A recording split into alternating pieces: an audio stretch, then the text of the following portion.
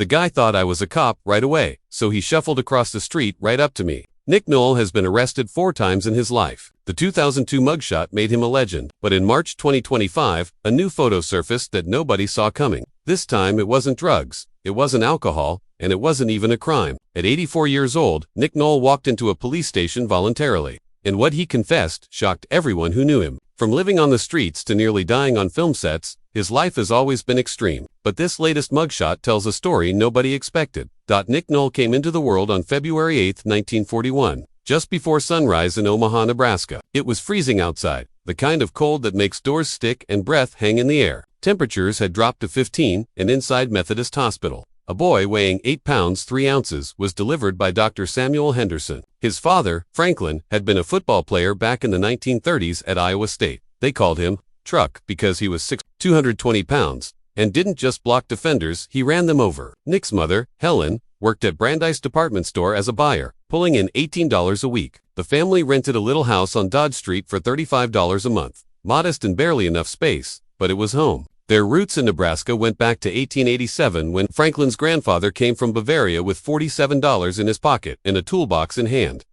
When World War II started, Franklin had to juggle 2 roles. By day, he coached football at Benson High School. At night, he worked at Martin Bomber Plant, assembling parts for B-26 aircraft for 65 cents an hour. Life wasn't gentle. Franklin believed in discipline the way the military taught early mornings, push-ups at dawn, and ice-cold showers to build toughness. From 1943 to 1947, they moved constantly, never staying anywhere more than 18 months. Nick remembered the tiny flat above Kowalski's Meat Market in Council Bluffs best. He slept on a fold-out couch and picked up Polish curse words from the butcher downstairs. During the harder months when Franklin was out of work, Helen cleaned houses for $2 a day, and Nick wore secondhand clothes donated by the Methodist Church. That's when he started hating rules and the people who made them. Everything shifted one hot July afternoon. In 1946, Nick was 5. He found a matchbook near the meat shop and walked into Farmer Jensen's barn, just 200 yards away. Curiosity turned into disaster. He lit some hay to see how high the flames would go. They went to high. By the time fire trucks got there, the entire barn, 40 feet wide, 60 feet long, was gone. It wasn't just wood that burned. Jensen lost $200 in equipment, 47 hay bales, and 3 chickens. Headlines screamed, "Boys match play costs, family fortune."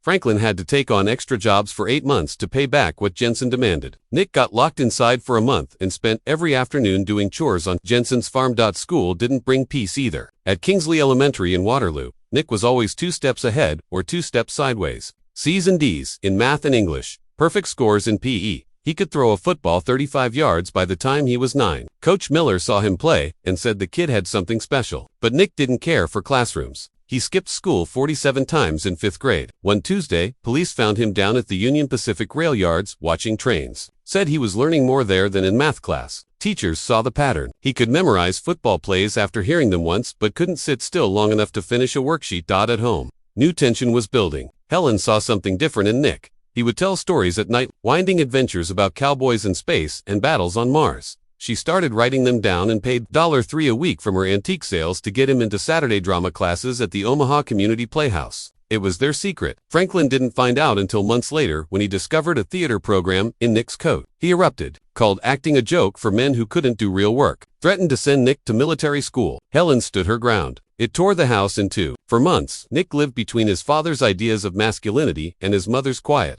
belief in creativity. That split never really healed. In 1955, Nick started at Westside High School in Omaha, 14 years old and already hardened by life. He became the football team's kicker. He played rough and intense, carrying the same edge that would later define his screen presence. But he didn't follow the rules, never did. His energy was volcanic, great for the field, dangerous for the classroom. Then, in 1958, things changed again. He transferred to Benson High and joined the drama club. At 17, he found something different on stage. Theater gave him structure, but also room to breathe. His performances were raw and real, sometimes even chaotic. But people couldn't look away.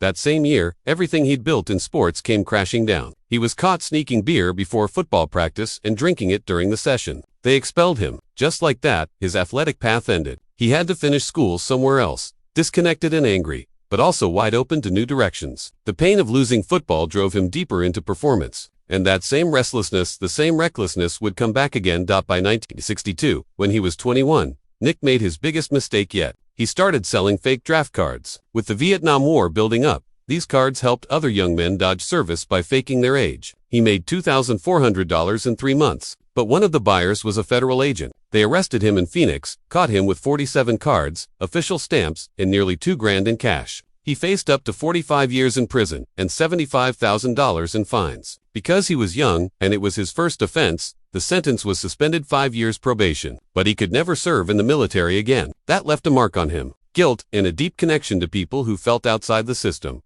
He graduated high school in 1959. And went to Arizona State University on a partial football scholarship, then switched to Eastern Arizona College. He played 3 sports, their football, basketball, and baseball. He was good, naturally talented, but his grades kept slipping. He took some theater classes on the side, slowly moving toward what would become his career. But eventually, he failed out. He was too wild, too distracted, and too pulled between what he could do and what he really wanted. At Pasadena City College in 1960, things spiraled. Nick found alcohol and never looked back. He raided frat houses for beer, drank in the morning, missed 47 drama classes out of 65. Twice he was found passed out in the library. He finally dropped out in May 1961, $847 in debt, and left a trail of broken furniture in his dorm room. Later that year, he went back to Arizona State and tried to revive his football dreams. But in the 3rd week of practice, he tore his ACL. Back then, that was the end of the road.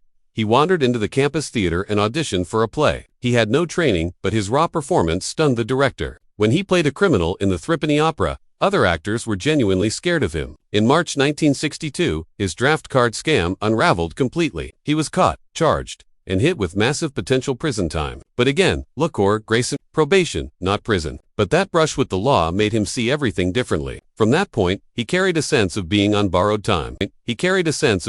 borrowed time. He enrolled at Stella Adler Academy in 1963, paid $120 a month to study with the best, but the match didn't fit. Adler thought he was too rough for Shakespeare and too crude for Tennessee Williams. One day during a Chekhov scene, a teacher said he belonged in cowboy films, not serious theater. Nick exploded, flipped a desk, shouted at everyone, and stormed out. That was his last day, but those few months stuck with him. Emotional memory, physical honesty, the kind of stuff that doesn't leave you. In 1965, he landed a lead role in Requiem for a Heavyweight in Phoenix, playing a washed-up boxer named Mountain Rivera. The audience saw a man unraveling on stage. A critic wrote that he didn't act the part, he became it. But backstage, the chaos hadn't stopped. One night, after too much beer and whiskey, he vanished. The show got canceled, but he still got paid $275. His first check as a professional actor. Nick Nolte wasn't supposed to be the face of beauty products. But in 1972, a National Clairol AD changed everything. He was 31, in jeans and an open shirt, sitting next to blonde model Ann Powers on a log.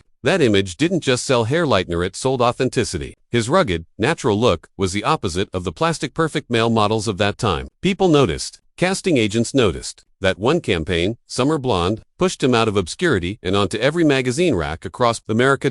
By the time his face appeared on actual Clairol product boxers, Nolte had accidentally begun his Hollywood journey. That rough-around-the-edges charm would soon become his brand. Television came next, but not with fireworks, just steady, gritty work. In 1973, he showed up in a forgotten police drama, Griff, as a football player accused of murder. Then it was Barnaby Jones in 74 and 75, and a couple of TV movies like Winter Kill and The California Kid. He wasn't famous yet, but you could feel something brewing. While others chased fame in LA, Nolte spent 3 years at the Old Log Theater in Minnesota. Regional theater, cold nights, cheap coffee, but it worked. He practiced his craft quietly while TV trained him in camera presence. There's a rumor he got kicked off Days of Our Lives for swearing too much, but no one can confirm it. Doesn't even matter. The raw energy was always there. While the TV roles piled up, Nolte stayed connected to the stage. In 1972 and 1973, he acted in The Last Pad at 2 different theaters, Southwest Ensemble and Contempo. He didn't just memorize lines, he lived them. Theater, in the early 70s, was messy, emotional, personal, boundaries blurred. Everyone dated everyone. There were whispers about him and Shelley Winters, but again, just whispers. What's certain is that he poured himself into those roles. Method acting was no longer a technique. It was his lifestyle. That then came Rich Man, Poor Man in 1976. That's the moment. That's the show that changed it all. Nolte played Tom Muir, a bruised, poor, working-class boxer trying to fight his way out of his past. He trained hard. The boxing scenes were brutal and real, not staged. He did most of the stunts himself. Blood, sweat, bruises. The miniseries aired in February, and America couldn't look away. For the first time, Nick Nolte was a household name. He earned an Emmy nomination and proved that he wasn't just a rugged face. He was a serious actor with a deep well of pain and defiance under the surface. His method acting only grew more intense after that. For the 1986 film Down and Out in Beverly Hills, he took things to extremes. To play a homeless man, he became one. He lived on the streets of LA, slept on sidewalks, didn't shower for weeks, and ate dog food. He tried to get into a shelter, but was turned away. After just 7 hours outside, he said his brain started slipping. His co-star, Bette Midler, was revolted, but it worked. He looked and smelled like the character. No Hollywood trickery, just full immersion. He later did the same for The Good Thief in 2002, taking actual drugs to understand addiction. That line between character and self was getting thinner and thinner. Even before that, things got wild. In 1975, during the filming of Return to Macon County, Nolte lost control. He stole 2 identical 1957 yellow Chevrolets used in the film and went joyriding. The first one ended up in a ditch on July 15th, costing $12,000 in damage. 3 days later, he crashed the backup car through a wooden fence, racking up $8,500 more in damage. Production halted. Director Richard Compton had to find new cars. The budget was blown by $23,000. That was Nick's first big film gig. He became Hollywood's wild man before he even had a real career. 2 years later came The Deep, an underwater thriller shot in Bermuda. He starred opposite Jacqueline Bisset. They hated each other at first. On August 23, 1977, Nolte refused to shoot a love scene with her, calling her a prima donna. He walked off for 3 hours. The producer had to bribe him with $15,000 to come back. Then, somewhere during that 16-week shoot, things flipped. The hate turned into a steamy affair. Nolte later admitted he picked fights with her because he thought she was too polished. Their relationship became so chaotic. The crew started betting on which one would quit first. The movie made over $100 million and became one of the year's biggest hits. But off camera, it was toxic. In North Dallas 40, 1979. Nolte's addiction to realism almost killed him. Playing an aging quarterback addicted to painkillers, he decided to use the real thing, Percodan Demir. During filming, from October 15th to 17th, he took real opioids. On October 18th, he collapsed on set. Paramedics rushed him to Baylor University Medical Center. His blood pressure had crashed. They gave him naloxone to reverse the overdose. The director kept filming. Those drugged-out scenes weren't acting, they were real. The production paused for 4 days. Nolte later said it was terrifyingly real, but it also opened the door to his own long-term struggles with addiction. By the late 1980s, Nick Nolte had become one of Hollywood's most respected but unpredictable stars. His reputation for intensity, both on and off screen, followed him everywhere. He drank heavily, often showing up to set hungover or still under the influence. But directors tolerated it because his performances were electric. Every time the camera rolled, something real came out of him. Pain, rage, confusion, and beauty, all tangled together. In the 1990s, he reached new heights with The Prince of Tides and Affliction, earning critical acclaim and Academy Award nominations. Yet, behind the accolades, his personal life was spiraling. He drank through most nights, sometimes sleeping in his car instead of going home. His relationships crumbled one after another. Friends described him as both the kindest and the most volatile person they knew. Someone who could read poetry one moment and start a fistfight the next. By the 2000s, Nolte's face had become a reflection of the chaos inside him. The 2002 mugshot, wild hair, dazed eyes, Hawaiian shirt, went viral before the word even existed. It was mocked and memed, but for Nolte, it marked the beginning of something deeper: acceptance. He later said he didn't care what people thought anymore, but the photo was a true picture of a man who'd been through it all.